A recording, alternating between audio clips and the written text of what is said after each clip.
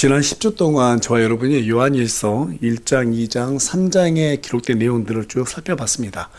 1장과 2장에서는 사도 요한은 빛과 어둠, 그리고 사랑과 미움, 그리고 진리와 거짓이라고 하는 이 세 가지의 대립된 관계를 기록했던 내용을 우리가 살펴봤는데요. 빛은 하나님과의 교제를 누리게 하지만 어둠은 하나님과의 교제를 단절시키고, 사랑은 교회를 세우지만 미움은 교회를 분열시키며, 진리는 거짓과 마귀에게 속한 영들을 드러내지만 거짓은 자신과 사람들을 속임으로 인해서 죄 가운데로 넘어지게 한다는 사실에 대해서 우리가 살펴보게 되었습니다.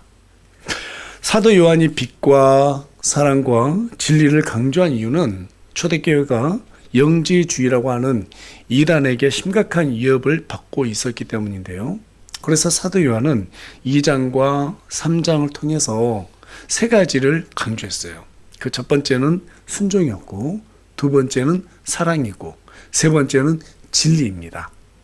이 순종과 사랑과 진리에 대한 중요성을 바로 2장과 3장에서는 설명했는데, 이제 이어서 계속되는 4장과 5장에서는 이 세 가지가 성도들의 삶 속에서 어떻게 적용이 되고 또 어떤 결과를 가져오는지를 다루기 위해서 반복적으로 다루고 있는 것을 우리가 살펴보게 될 것입니다. 하지만 사도 요한은 순종, 사랑, 진리가 결국 교회를 구성하는 이 지체들과 함께 해나가야 되는 아주 중요한 일이기 때문에 가장 먼저 진리의 영들과 오류의 영들, 즉 가짜 영들을 시험해야 한다라는 그런 내용부터 4장 2절을 통해서 우리에게 쭉 소개해주고 있는데요. 영적으로 사람은 하나님을 따르며 교회를 세우려고 하는 하나님의 영에 속한 사람과, 그리고 또 하나님을 대적하면서 교회를 무너뜨리려고 하는 마귀의 영에 속한 사람, 이 두 종류로 구분이 된다는 것을 우리가 성경 기록들을 통해서 알 수 있게 됩니다.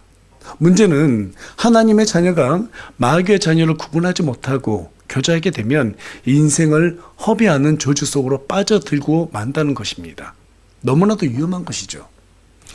작년 초였던 것 같아요. 졸업한 지 꽤 오래된 제자가 있는데 저에게 어느 날 갑작스럽게 전화가 왔어요. 여제자인데 결혼해서 애도 둘 낳고 하는데요. 제가 종종 강의하다가 직접적이진 않지만 간접적으로 복음을 쭉 전할 때가 있어요. 근데 그것을 이 친구가 기억이 났던 모양이에요. 그러면서 이상하게 제가 생각났다고 좀 만났으면 좋겠다고 하면서 신앙 상담을 요청해 왔습니다. 그래서 이제 만났는데 어떤 교회를 다니느냐고 이렇게 물어보니까 교회 다닌 지는 한 6개월 정도 됐는데요. 알고 보니까 신비주의, 은사주의, 기복주의를 신봉하는, 여러분 잘 아실 만한 그 대형 교회에 출석하고 있었다는 소리를 들었습니다. 그래서 저는 제자에게 종교와 기독교의 차이점이 무엇이고 또 성경이 말하는 이 복에 대한 본질이 무엇인지에 대해서 자세하게 설명해 줬고요. 제자는 그 말을 듣고 너무나도 기쁘게 받아들였어요. 그리고 나중에 저에게 와가지고 좀 더 배우고 싶다, 찾아오고 싶다, 이제 이런 얘기들을 했는데, 그래서 계속해서 연락을 주고받고 하다가 어느 시점부터는 교회에서 조금 이상하게 바라본다고 하면서 아예 딱 저하고 연락을 두절하더라고요. 종교인들은 그리스도의 믿음을 따라가지 않습니다. 다시 한번 말씀드릴게요. 종교인들은 그리스도의 믿음을 따라가지 않아요. 자신들이 믿고 싶은 자신들의 신념에 따라갑니다. 그래서 진리를 자신들의 입맛에 맞게 왜곡시키고 또 사람들에게 그것을 강요함으로써 미혹시키기 때문에 오늘 본문을 통해서 사도 요한은 그러한 영들을 다 믿지 말고 시험해서 분별해서 그 분별해서 교제를 해야 된다라고 우리에게 경고해주고 있어요. 그래서 오늘은 영들을 시험하라라는 주제를 가지고 저와 여러분이 함께 말씀을 나누기를 원합니다. 말씀을 나눌 때 저와 여러분이 영들을 시험하는 방법이 무엇인지 바로 알고 하나님께서 원하시는 바른 교회를 세워나가게 되는 그런 귀한 은혜 시간이 되기를 간절히 소망합니다. 요한일서 3장은요. 그리스도께서 우리에게 주신 성령으로 말미암아 그분께서 우리 안에 거하고 계시면 우리가 아노라라는 이 말씀으로 마무리하게 되고, 4장 1절은 이 말씀을 그대로 이어받아서 그 영들이 참인지 아닌지를 분명하게 시험하라고 말해주고 있어요. 인간관계론의 저자인 데일 카네기는 인간에게 있어서 가장 강렬한 욕구는 사람들에게 인정받고 싶은 욕구라고 말했습니다.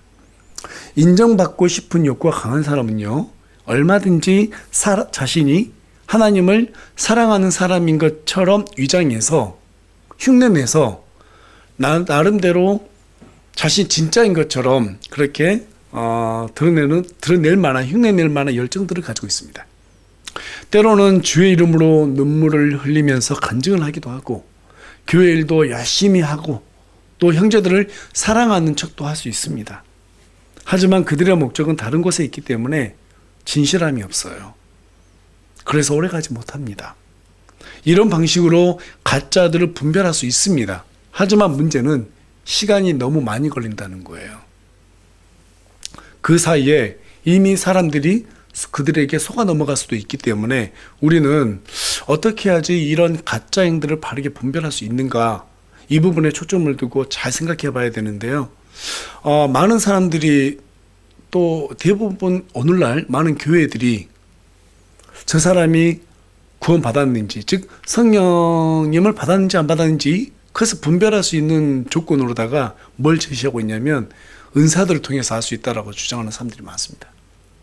대표적으로 은사주의를 신봉하는 교회들은 방언이나 뭐 이런 저런 은사를 받지 않았다면 성령님을 받지 않았다라는 증거가 된다라고 주장하기도 하는데요.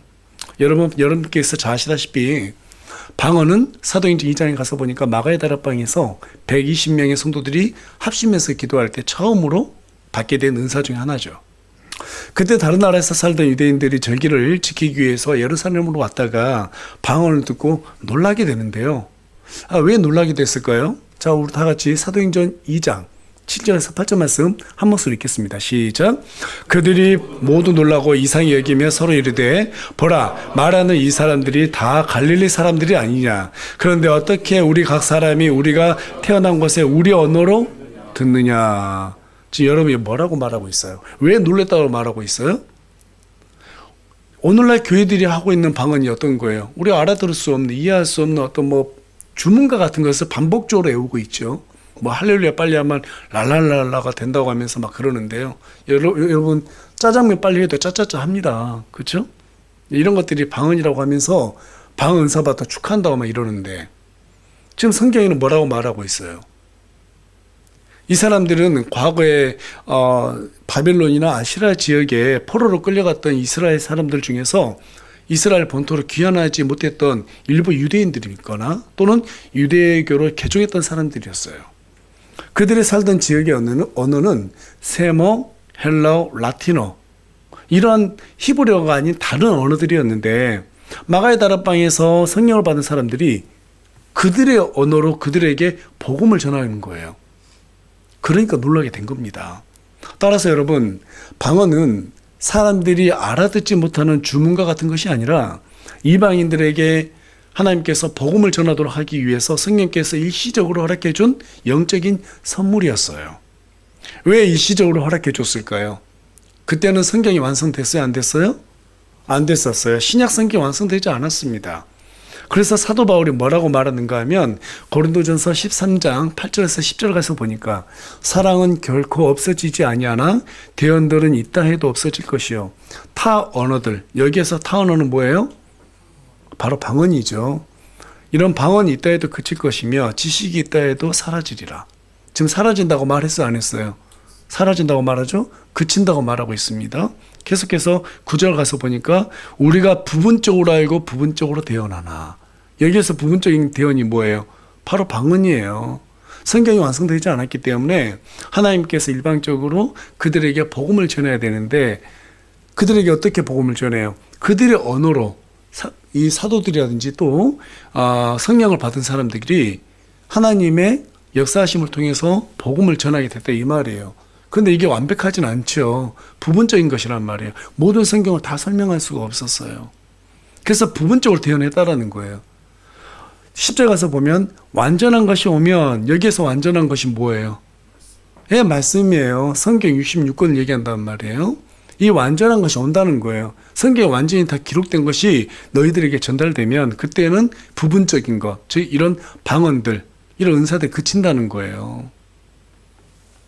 자, 그런데 지금 저와 여러분에게는 성경 66권이 전부 다 주어졌어요? 안 주어졌어요? 다 주어졌어요.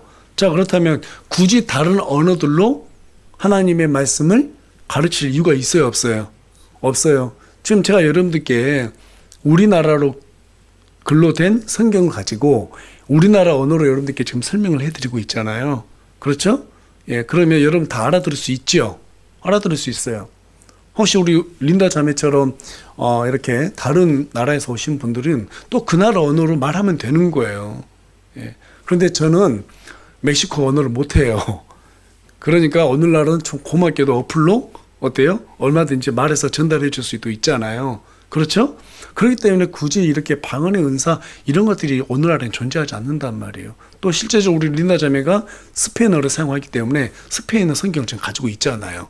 그걸 통해서 지금 말씀을 볼 수 있게 됐잖아요. 그러니까 지금 이 시간에는 이 부분적인 것, 즉 방언이 필요해요, 안 필요해요?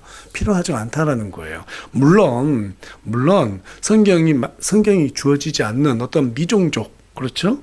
그런 부족들에게 가서는 이런 은사가 오늘날에도 나올 수가 있습니다. 하지만 일반적이진 않죠. 그래서 우리나라에서 우리나라 언어로 얼마든지 성경 말씀을 서로 성경 말씀 가지고 교제할 수도 있고 전파할 수도 있고 하기 때문에 굳이 알아들을 수 없는 말로 교회 가서 기도합시다 시작하면 막 전부 다 개구리 같은 막 소리 내고 막 알아들을 수 없는 그런 말들을 하면 고린도전서에서 그 사도 바울이 뭐라고 말해요? 믿지 않는 자들이 보기에는 미쳤다고 하지 않겠냐. 그 정상적이지 않다라는 거예요.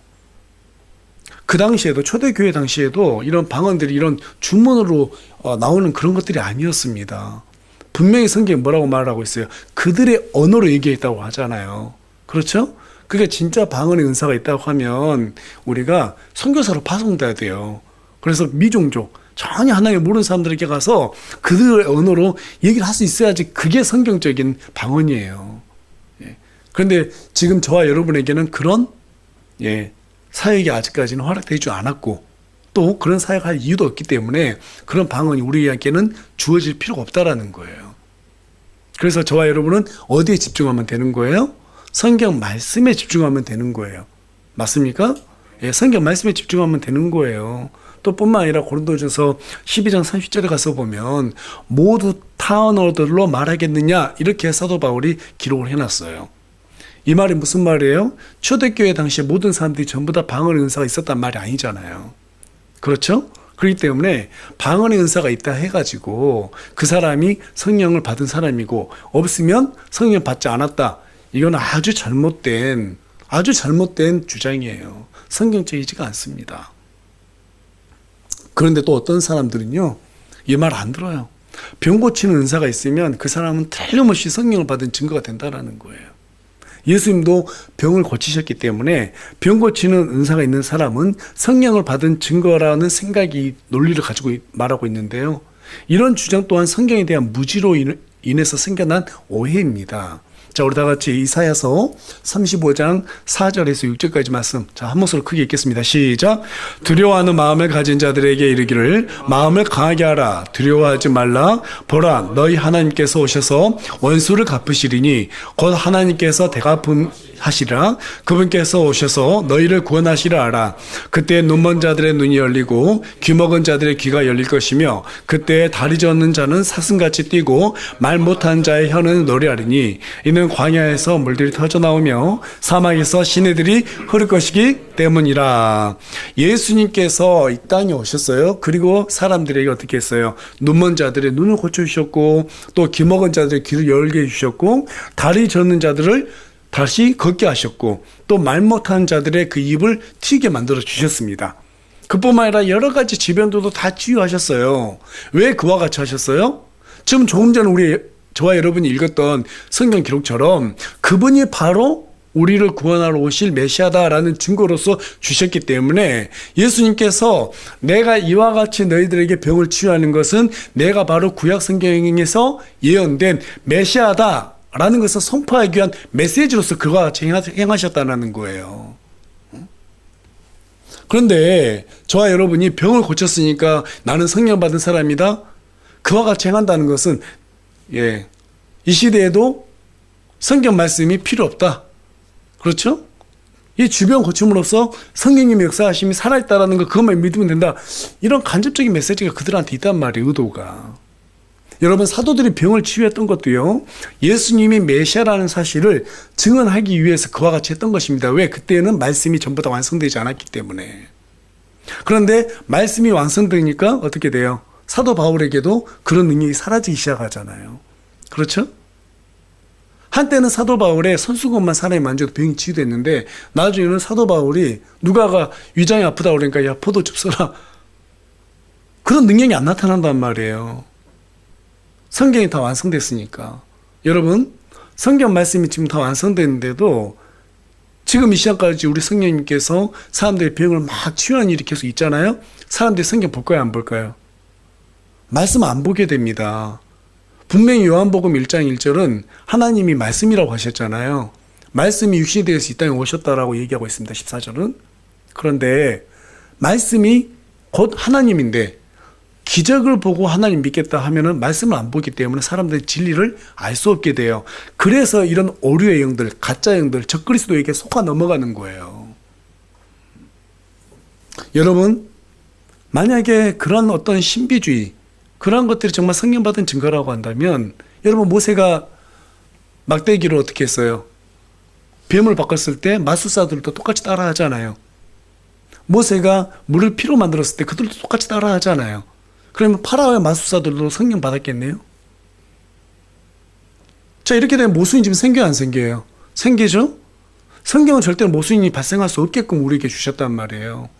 그래서 우리가 성경을 바로 알고 말씀에 집중했을 때 이 가짜 영들을 분별할 수 있는 것이지 어떤 기적을 쫓아가게 되면 가짜 영들에게 속게 되는 것입니다. 그래서 여러분 기적 따라가면 돼야 한대요? 안 되는 거예요. 그래서 바리새인과 사두개인들이 예수님께 오셔가지고 기적, 즉 표적을 보여달라고 그렇게 요청했을 때 예수님께서 뭐라고 말씀하셨을까요?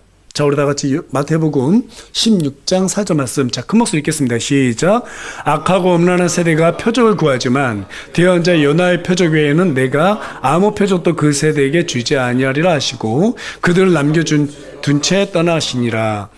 악하고 음란한 세대라고 하는 것은 신비한 경험으로 그리스도의 복음을 듣지 못하게 하는 그러한 사람들을 말하는 것입니다. 오직 예수님은 자신이 사망을 이기고 3일 만에 부활하셔서 인류의 모든 죄들을 제거하게 될 것이라고 하는 이 메시지, 즉 요나의 표적, 이 표적에는 그 세대에게 허락해 준 게 없다라는 거예요. 여기에서 그 세대라고 하는 것은 그들이 그리스도의 초림부터 재림까지 이 신약 시대를 의미하는 것입니다. 그래서 시편 22편 30절에 가서 보면 뭐라고 기록되어 있어요? 한 씨가 그분을 섬기리니 주께서 그것을 한 세대로 여기시리라. 예수님께서 이 땅에 오셨을 때부터 재림하는 그 순간까지 이게 한 세대가 된다는 거예요. 그 한 세대 동안에 우리 예수님께서 너희들에게 어떤 기적이라는 표적을 주고 싶지 않다. 너희에게 주는 표적은 오직 그리스도를 통해서 우리가 죄사함 받았다고 하는 그리스도께서 사망을 이기셨다고 하는 그 부활의 표적 외에는 없다 이 말이에요.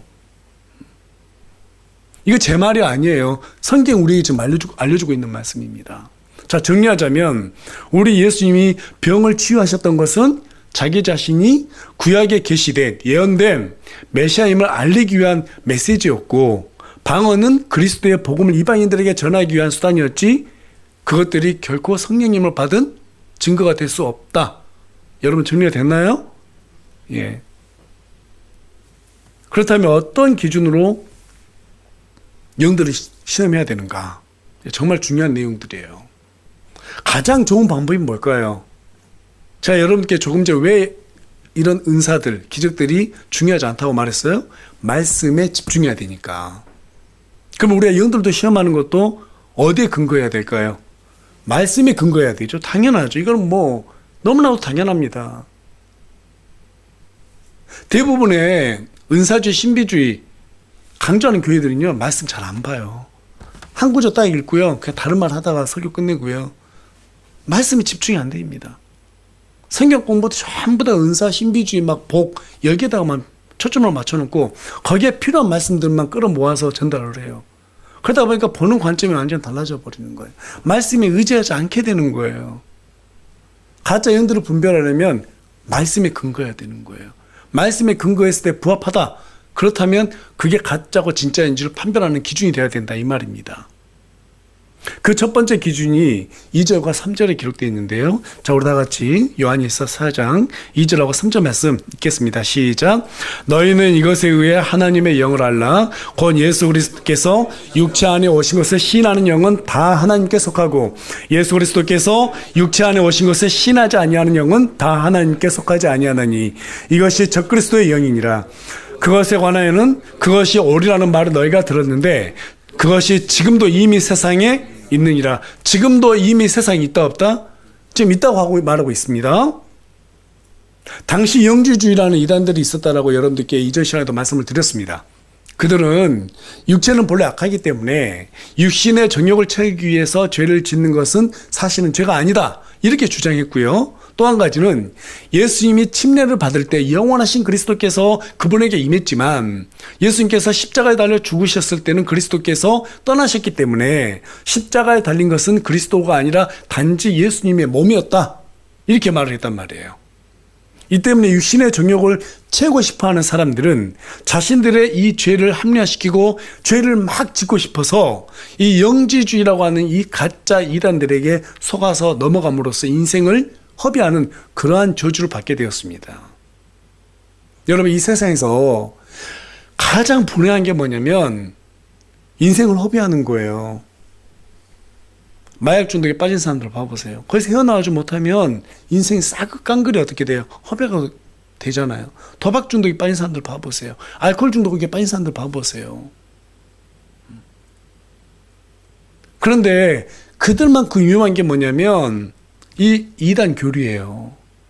어느 날 신천지라든지 뭐 하나님의 교회라든지 뭐 이상한 사이비 교회들 많잖아요. 그들이 얼마나 크게 화개치고 있습니까? 심지어는 신천지 같은 경우에는 교회들이 들어와 가지고 목사를 바꿈으로써 교회를 통째로 삼키는 뭐 산넘기기라고 하죠. 도대체 왜 교회들이 거기에 넘어집니까? 왜? 말씀으로 영들을 분별하지 않기 때문에 그러는 거예요. 말씀을 중요하게 생각하지 않기 때문에 그러는 거예요. 이게 바로 오늘날 우리 한국교회 현 주소예요. 자, 그렇다면 진리에 속한 영과 가짜 영에 속한 이 영들, 이것을 판단하는 두 번째 기준은 무엇인가? 자, 우리 5절 말씀도 함께 읽겠습니다. 시작. 그들은 세상에 속함으로 세상에 대한 말을 하고 세상은 그들의 말을 듣느니라. 종종 교회에서 자신이 성령 충만하다라고 이렇게 자부하는 사람들이 있는 것을 보게 됩니다. 그런데 5절은 그들의 말을 다 믿지 말고 어떤 말을 하는지 들어보면 알 수 있다라고 말하고 있어요. 자신이 성령이 충만하다고 말하면서도 하는 말들마다 전부 다 세상적인 세속적인 어떤 욕망을 부추기게 만드는 말들이고 또 사람들에게 듣기 좋은 말만 하는 사람들.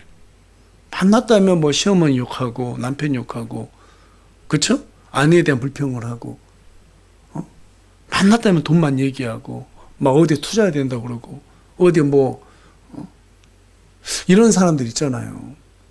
한 번도 하나님 얘기를 안 해요. 대부분 그렇습니다. 또 심지어 어떤 사람들도 제가 봤냐면 오늘 예배 끝나고 한잔하러 가. 진짜 있어요. 예배 끝나고 오늘 한잔하러 가자. 진짜 많아요. 정말 웃긴 장면도 봤어요. 이게 습관이 돼 있다 보니까 어느 날은 목사님하고 같이 이렇게 식사하다가 목사님 음료수 따라줬는데요. 딱 두 손을 받더라고요. 그러면서 다 돌려가지고 이렇게 마시는데 이게 완전히 몸에 익숙해져 있는 거예요. 형제들끼리도 만나서 어떤 교회는 뭐 도박하러 가는 데도 있고 그러면서 교회 와서 신실한 척하고 말이에요.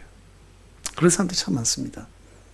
그래서 마틴 로이드 존스 목사님은 그들이 하는 말을 듣고 분별할 수 있는 세 가지 근거를 제시했는데요. 그 첫 번째는 그들이 주장하는 성령 충만함이 사도들의 메시지에 부합하는지 살펴봐야 한다는 거예요. 사도들이 지금 이 성경을 기록했잖아요. 이 성경 기록에 사도들이 말하는 것, 즉 복음에 부합한 그런 성령 충만함인지에 대해서 분별해야 된다 이 말입니다. 왜? 사도들의 메시지는 전부 다 복음과 연관되어 있으니까요. 두 번째는 그들이 말하는 성령 충만함이 과연 성경 기록에 부합한 근거를 하는 말인지를 살펴봐야 한다는 거예요. 여러분, 성령님은 어떤 분이세요? 우리를 진리 가운데 인도하시는 분이시죠? 요한복음 16장 13절에 가서 보면 그러나 그분 곧 진리의 영께서 오시면 너희를 모든 진리 가운데로 인도하시리니 그분은 스스로 말씀하지 아니하시고 무엇이든지 자기가 듣는 것만을 말씀하시며 앞으로 일어날 일들을 너희에게 보이시리라. 성령님은 우리의 어떤 감정을 자극해서 인위적으로 어떤 만들어낸 기쁨이나 즐거움으로 사역을 하게 만드시는 분이 아니세요. 우리를 말씀 가운데 인도하게 만드셔서 말씀의 깨달음을 통해서 기쁨을 얻고 그 기쁨으로 하나님께 순종하는 그런 역할을 해주시는 게 바로 성령 하나님이세요. 그래서 성령 하나님께서는 말씀을 가르치기도 하고 생각나게 해주시는 분이다. 이렇게 성경 우리에게 말해주고 있습니다. 그런데 대부분의 성령 충만하다 하시는 분들이 어떤 말을 합니까? 자기 감정 상태에 얘기를 해요. 여러분, 그 성령 충만함 아닙니다. 알겠죠? 예. 그러니까 우리가 성령 충만하다고 말하는 사람들은 과연 그 사람이 모든 행위 자체가 어때요? 세 번째 방법은 말씀에 순복하며 살고 있는지를 봐야 되는 거예요. 진짜 기쁨은 하나님의 말씀에 순종했을 때 기쁨이 나오거든요. 예배에 참여하지도 않아요. 복음도 안 전해요. 예, 사람들 하고 나 다퉈요. 그러면서 교회만 왔다 그러면 성령 충만하다 이렇게 말을 해요. 그건 거짓말이에요. 그건 자기 감정으로 사람들 속이는 거예요. 마틴 루이드 존스 목사님은 절대로 이것은 잘못된 것이다라고 말하고 있어요. 저도 이 의견에 동의합니다.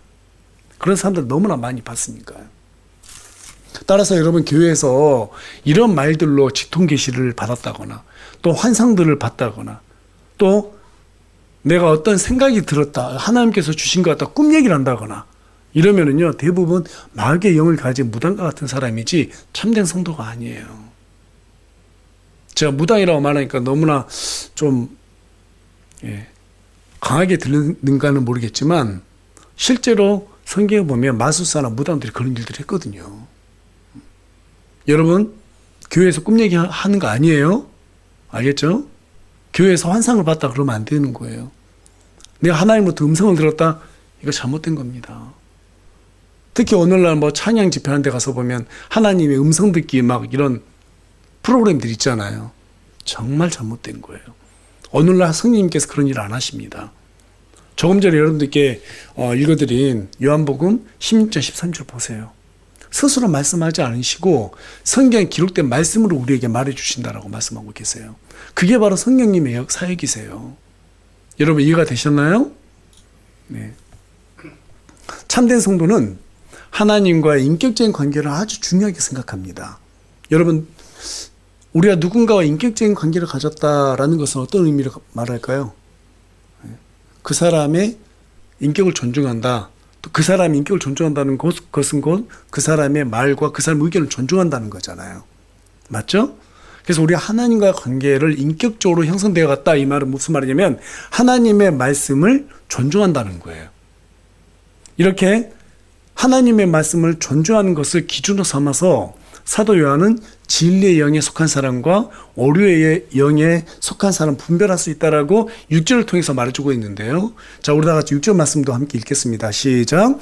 우리는 하나님께 속함으로 하나님을 아는 자는 우리의 말을 듣고 하나님께 속하지 아니하는 자는 우리의 말을 듣지 아니하나니 이것에 의해 우리가 진리의 영과 오류의 영을 아느니라. 아멘. 사람은 누구나 자신이 좋아하는 사람의 말을 경청하는 것처럼 진리의 영에 속한 사람은 하나님의 말씀을 듣게 돼 있어요. 그러나 가짜들은 그리스도의 신성을 부인합니다. 죄를 지적하지 않습니다. 세상적인 욕망을 부추기는 말들을 하게 됩니다. 그런 말도 듣기를 원합니다. 성경 외에 새로운 계시가 필요하다면서 다른 복음을 전합니다. 하나님보다 자신들을 따르라고 유도하고 조직을 절대화시키고 우리 교회 목사님 최고다, 우리 교회가 최고다, 이런 말들로 사람들에게 자꾸 어떻게 해요? 가스라이팅을 하게 되죠. 그 말은 무슨 말일까요? 우리 교회의 교리가 최고다, 이 말씀도 그 안에 들어가 있는 거예요. 여기서 벗어나면 안 된다라는 그런 강요성적인 메시지도 들어가 있는 겁니다. 또 뿐만 아니라 스스로 의롭다고 주장하면서 회개와 제사함의 필요성을 부인합니다. 그래서 성경은 그런 자들을 어떻게 대하라고 말하고 있어요? 이런 이단들을 어떻게 대하라고 말하고 있는가? 우리 디도서 3장 10절 말씀 자, 한 목소리 읽겠습니다. 시작. 이단인 자는 한두 번 훈계한 뒤에 물리치라. 계속해서 요한 2서 1장 10절 11절 읽겠습니다. 시작. 어떤 사람이 너희에게 오면서 이 교리를 가져오지 아니하거든 그를 너희 집에 받아들이지 말고 그에게 축복 인사도 하지 말라. 그에게 축복 인사를 하는 자는 그의 악한 행위들에 참여하는 자니라. 성경에 가짜 영에 속한 사람들을 만나거든 어떻게 하라고 말하고 있어요? 물리치라고 말하고 있어요. 물리쳐라. 집에 들이지도 말고 축복 인사도 나누지 말라고 말하고 있습니다. 심지어는 그들과 축복 인사를 나누는 사람은 악한 행위에 참여하는 사람이라고까지 경고해주고 있어요. 어떤 분들은 그러죠. 너무나 마음이 착해가지고 그런 사람들도 구원을 받아야 되기 때문에 복음을 전해야 된다 하면서 또 그런 이단들에게 따라가시는 분들도 계십니다. 네. 그건 성경 지침에서 벗어나는 행위예요. 여러분 이단들이요 얼마나 교묘한데요. 자기네들 이단이라고 말 안 해요. 절대로. 본인들도 모르기 때문에. 그것이 진짜인 줄 알고 있으니까 속고 있으니까 절대 이단인 줄 모릅니다. 여러분 마귀들이 얼마나 똑똑해요. 그렇죠? 그럼 그 이단 교리를 어설프게 안 만들었단 말이에요.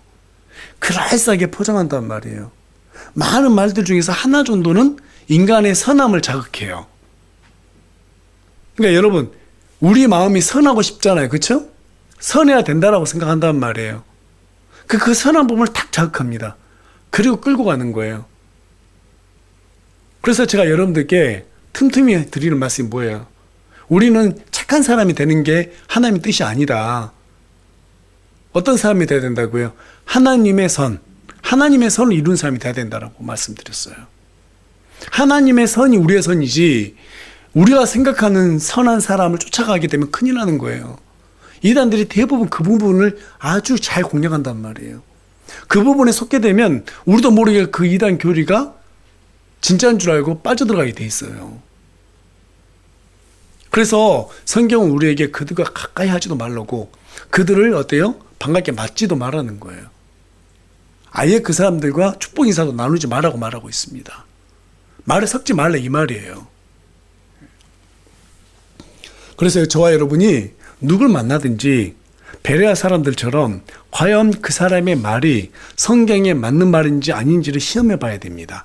무턱대고 믿거나 그들을 불쌍히 여겼다가는 인생을 허비하게 되는 거예요. 항상 조심하시기 바랍니다. 네, 말씀을 정리하겠습니다. 자, 가짜 영에 속한 사람과 진리의 영에 속한 사람을 구분할 수 있는 첫 번째 방법에 대해서는 성경 우리에게 뭐라고 말해주고 있어요?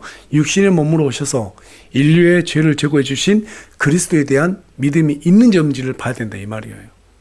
두 번째 방법은 어떤 사람이 성령에 대해서 말할 때 그 사람이 경험한 성령님의 사역이 말씀에 근거한 사역인지 아닌지에 대해서 분별해야 된다고 말하고 있습니다. 세 번째 방법은 자신이 성령 충만하다고 말하는 사람이 있다면 그 사람이 하나님의 말씀을 존중하는 사람인지 존중하지 않는 사람인지를 살펴야 합니다.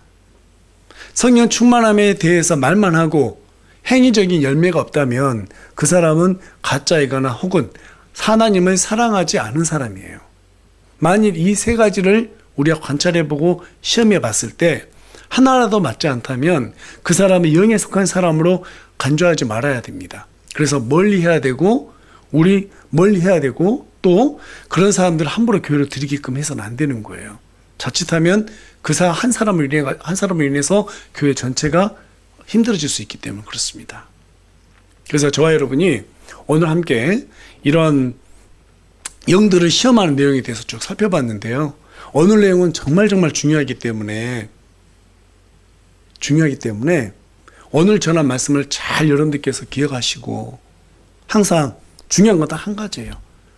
모든 것을 말씀에 기반해서 우리가 판단해야 된다는 것입니다.